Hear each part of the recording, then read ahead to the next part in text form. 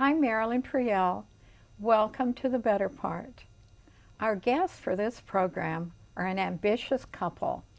Not only did they save a home for the National Register, but they picked it up and moved it.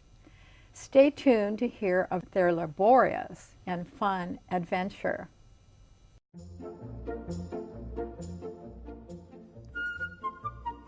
Welcome to The Better Part, a program that encompasses a diverse spectrum of topics important to our community, which we hope will both inform and entertain you. We invite you to sit back and enjoy the program.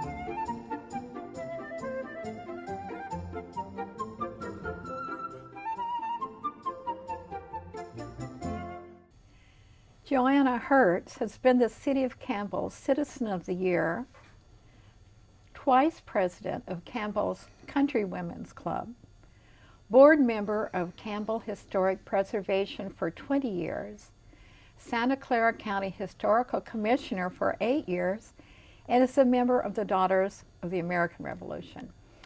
You could say that she loves history. Her husband, Rudy Hertz, is a tool and die maker and a retired mechanical engineer. He can build anything or fix anything involved with a home and has definitely done it. He even helped build a miniature railroad where he runs his 200-pound miniature train engine, which he built. Rudy and Joanna, it's so nice to have you both here. Joanna, I'd like to start with you because you're kind of involved historically with all of this. Tell us about the National Register for Historic Places. In our country at the time, when our country became 200 years old, they decided that it was very important that we save some of our history. And at that point they decided that they should start forming a list of historic places and buildings in each city and county in each state. And so the governments set up and got individuals to go out and survey their particular town, whatever it was, and make listing. And he went on a list then of prospective buildings that would be possibly qualified for the National Register. And it was just a first step. And from there, if you bought a piece of property, then you would discover that there was some historic significance, and it would also state facts about that particular building, who built it, why it had historic significance, such as the person who lived in it and built it, the style of the home, or what it might have meant in that community. And then if you were interested in doing anything further from that stage, as to have it become designated in your city or your county, that was a choice. But the choice as far as being on the list was concerned, that was something that was selected by the government at whatever level it was. Can they take then, once this is designated as a historical potential, can it be altered? Like, I see so many of these old homes, Victorian homes, and the kids come in and they want to change it, just modernize it. Does that then eliminate it from being on the register? No. Or prevent it from being on the register? No, it depends on the alteration. The part that the government is interested in is what you would call the street view, which means the roof, the windows, the style of the home should remain so that when you look at it, you can see exactly the way it should have looked at the particular time it was built. So it's what you do as far as adding on to the back or the side or inside how you change is not restricted. Just the front. What happened, ours was on a county list, and the county had gone through and surveyed all the historic buildings throughout the whole county that they felt should be on the list. And then if you were annexed into a city, at that particular time in the 80s, the beginning of the 80s, late 70s, was a rapid development in our county. And they were tearing down buildings. So when they had a house sitting on a site that they felt was significant, if you bought that site to put in condos, townhouses, our apartments, that was a red flag. And our house was a red flag on a project that somebody wanted to build townhouses on. So then it was an albatross because they couldn't destroy it.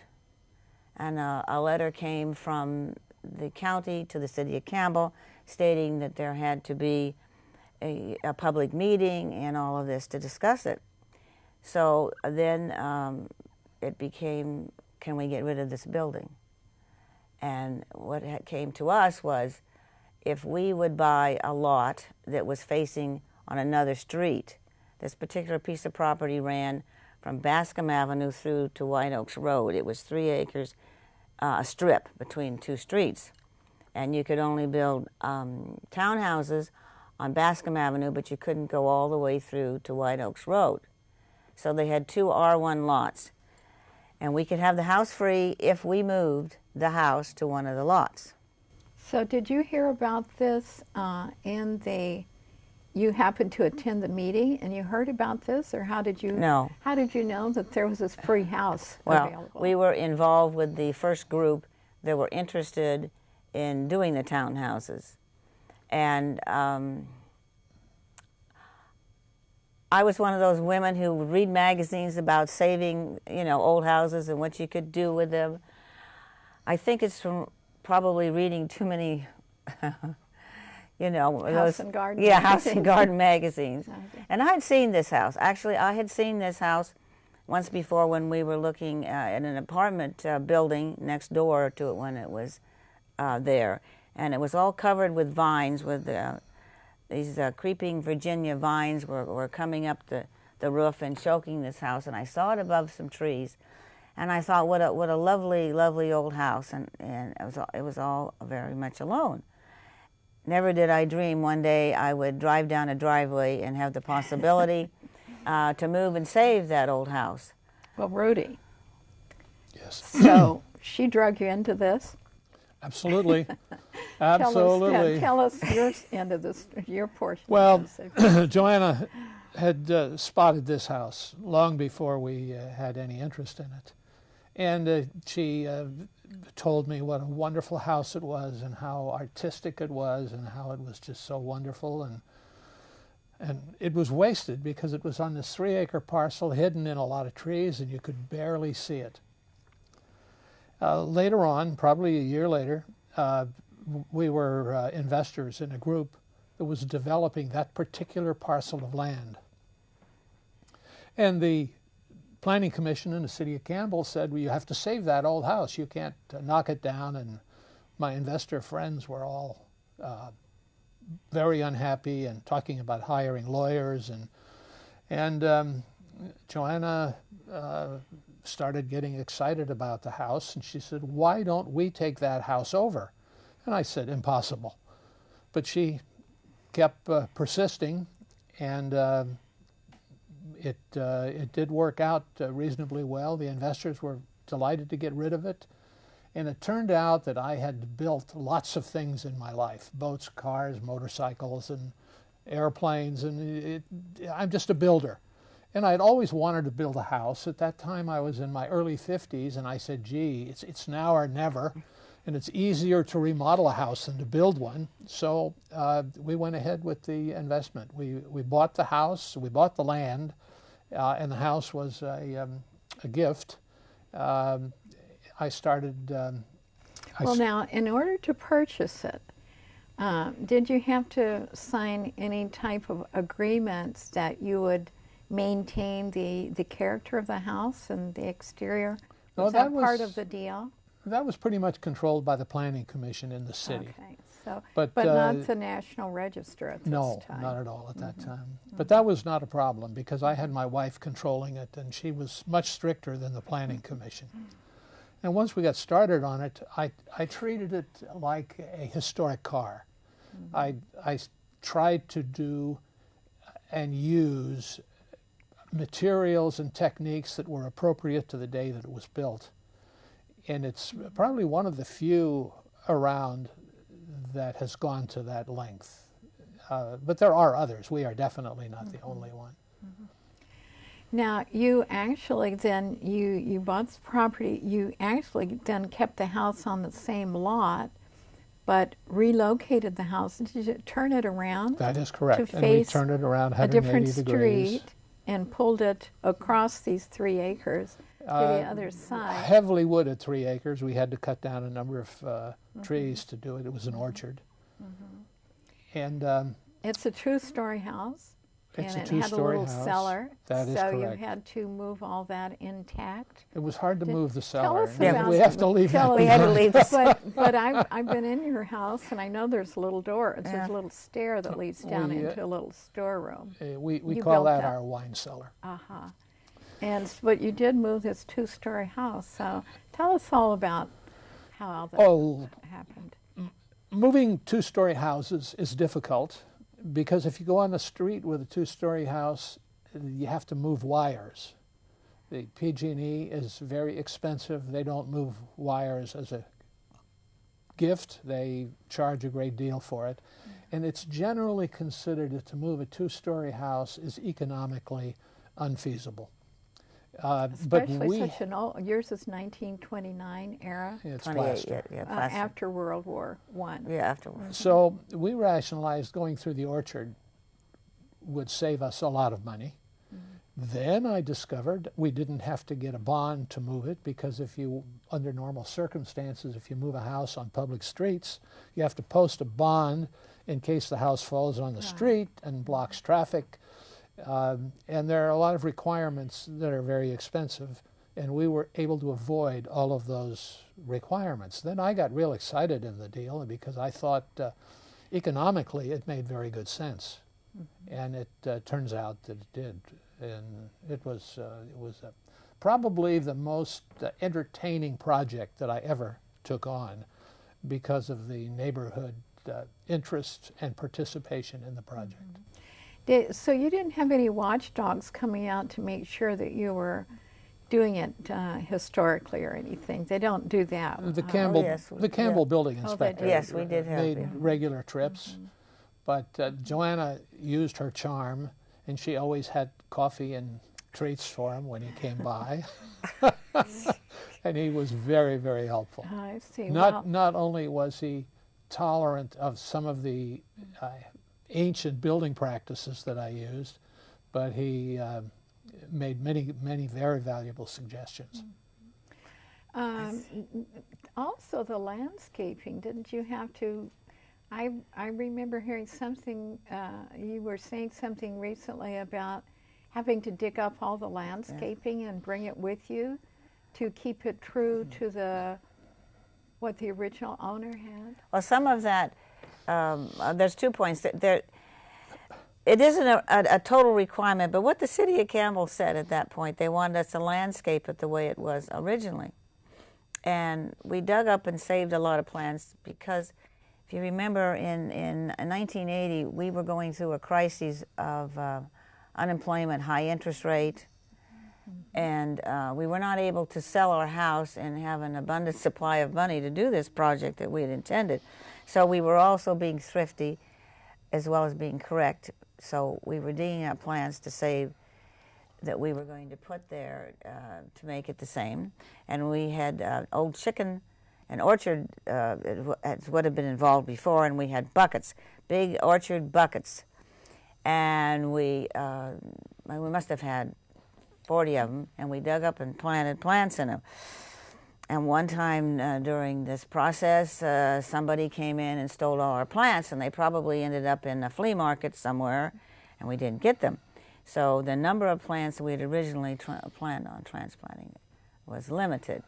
But it is not a requirement that the landscaping be that way. But at that point, the city of Campbell had asked us to do that, and we did. And they have a historic preservation code where you don't have to bring it up to today's standards. You have to bring it up to the standards of the time, which was the 20s. And it was built before the Depression. So you could use that code to work with, which was helpful. Rudy, you were told me one time, too, that this house was built right after World War I because the soldiers, servicemen overseas, had been kind of enamored with the European architecture, and I'm trying to figure out what your house is. It kind of looks like a chalet, or like it's like English and Swiss and German. And my wife is of English heritage, and I'm of German heritage. My wife thinks it looks English. I think it looks German. Okay. But we can both agree that it's very European in its architectural features. And it is true that it was built by a man that was in the military in World War I, and I can only assume that it was his experiences in the war that made him decide on that particular architectural style. What year was it built, do you know? 1928. 1928, okay. Now, you've got all this moving going on, and you're moving this, chopping down orchards, and you're bringing this two-story house across, and I guess you're excavating for a foundation. What is did you bring the plumbing with you that was under the house? The main, in a house, all of the plumbing, and a house of that era, all of the plumbing goes into the crawl space under the house. At that point, it goes into the earth and out to wherever it needs to go. Well, the plumbing under the house, the part that protruded under the house, had to be removed so that the movers could put their support brackets under the house. And that all had to be put back once the house was New then, was so moved. you got new plumbing in. And now with the basement, we had to leave that behind completely. There's even a funny basement story that I love to tell. We had a son that was at that time about 12 years old, 13 perhaps, and I had a motorcycle. And he would, without my knowledge, take the motorcycle and ride around in the orchard when we were away. One day when we came home, he said, "I don't know how to tell you this, but I've been riding the motorcycle." You know? He said, "Well, it fell into the basement." Oh. The empty cavity, huh? Yes, the empty cavity. Well, what did your neighbors think about all this, moving a house and chopping trees? Oh, they were wonderful. I have never lived in any area where we've had such good relations with our neighbors. It's an area of tradespeople. We had carpenters, roofers, plumbers, heating and ventilating people, all within a short walk of our house. And they all came over to see what was going on, and they all gave me advice. And but no help, just advice. Oh, no. Well, that's good much too, help. then. Much no, help. right. Much help. Physical help. But buying supplies was probably the most valuable help that they gave, because and a person that hasn't worked in that industry you mean? doesn't know where to go to get heating and ventilating equipment, for example. So they got it for me at their price, and they delivered it, and they showed me how to install it.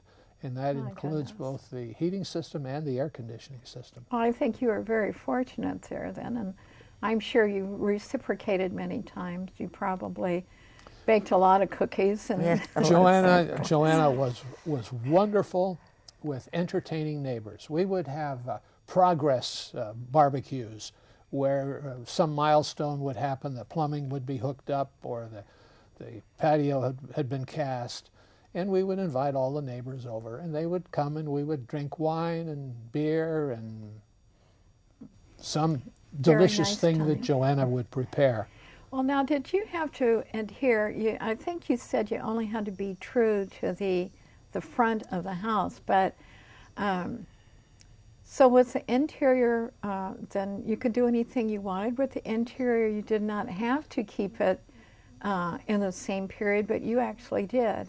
That's and you correct. did something interesting with the around your doors. You had curved. Because your house is stucco, you had curved. It's a plaster finish, and the door trim was a thing that's called bullnosing, which is rarely done, although there are some expensive houses that are doing it today, even with sheetrock, but it's far more difficult to do. But it curves around the woodwork. That's correct. And you have this interesting bathroom that you brought intact with all the fixtures. All of the fixtures in the bathroom, the shower, the toilet, the pedestal sink, and the bathtub were put into the house at the time that the house was built in 1928. They still all look like new, and we're very proud of that fact. And then your kitchen, you kept that in character too, and your range you brought in.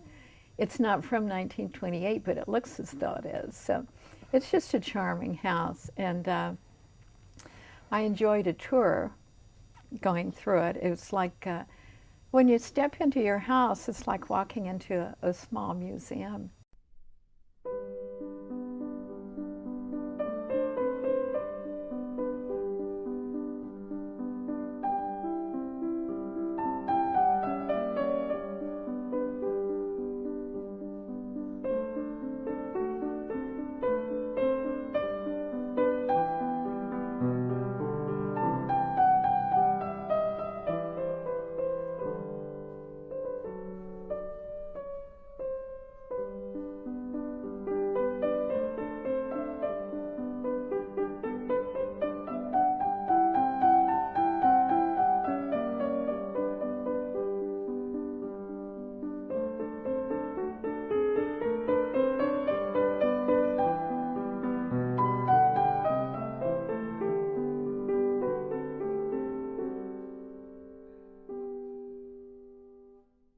There's so many interesting things in there. And Joanne,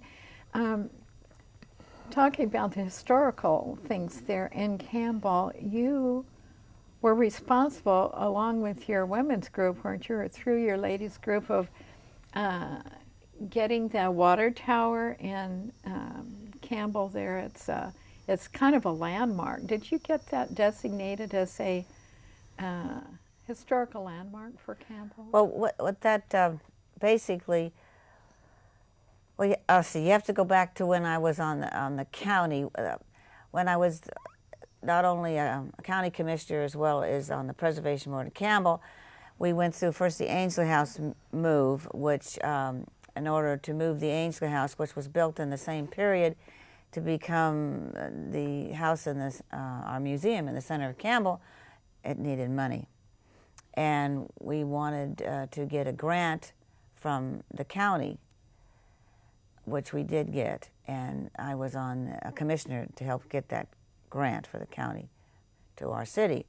And we moved the house. The next project we wanted some grant money from the county for was to paint and save the water tower.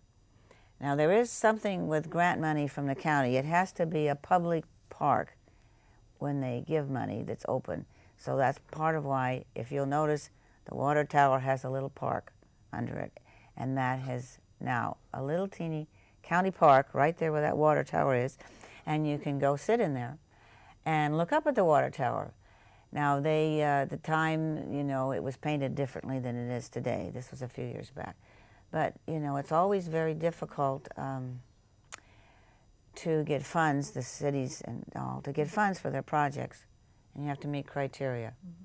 Weren't you involved with designing the logo that had the water tower on it? Oh, that's correct, in the Country Women's Club, yes. The first year that I was president, I actually had a friend who was in that business. And I said, my theme was the preservation of ladies. I just seemed to always be involved with preservation. So at any rate, I decided that my theme for Country Women's Club for that year was going to be the preservation of ladies. So I thought, I'm going to use projects I was involved with, and one of them was the Ainslie House and the water tower that I had worked towards. And then in the bottom of that, there's a hat and a glove, because that's the preservation of ladies. So that went over so well that as of today, which is 15, 16 years later, it has become their permanent logo. And it was one of those things where it started out personally just for me, and they've never changed what they've done. Wasn't that on a telephone book at one time, the water tower? Yes, the water tower has been in many things, but on my particular logo. I see the one you designed. Yes, in fact, it's the merchants, the Downtown Business Association, newspapers, That water tower is everywhere, including my backyard, which I have a miniature of that, believe it or not, was made by someone at Trader Joe's in Campbell, and they had it on display. And then, I don't know, 2 or 3 years later, it fell out of favor, and I asked for it. Oh, you're taking very good care of everything, and I hope that whoever owns that house after you takes care of it as well as you have done. We certainly feel that way as well. Well, that is one thing about the National Register. Once you have gone that far, and you've passed all their tests, and this since we ended up by filling out papers and doing things with the help of friends, you know, and ourselves without having a professional do it, it did take a while to get the paperwork right. But once you have done that, it then cannot be destroyed. It then has to be kept. It can be changed inside. It could become lawyers' offices or whatever one would choose, but the exterior would remain the same. And in our case, the whole entire house outside is the same. Well, thanks for sharing your home with us. Thank you for inviting us. Yes, thank you very much, Marilyn. We're happy you joined us. We look forward to having you with us again. Goodbye for now.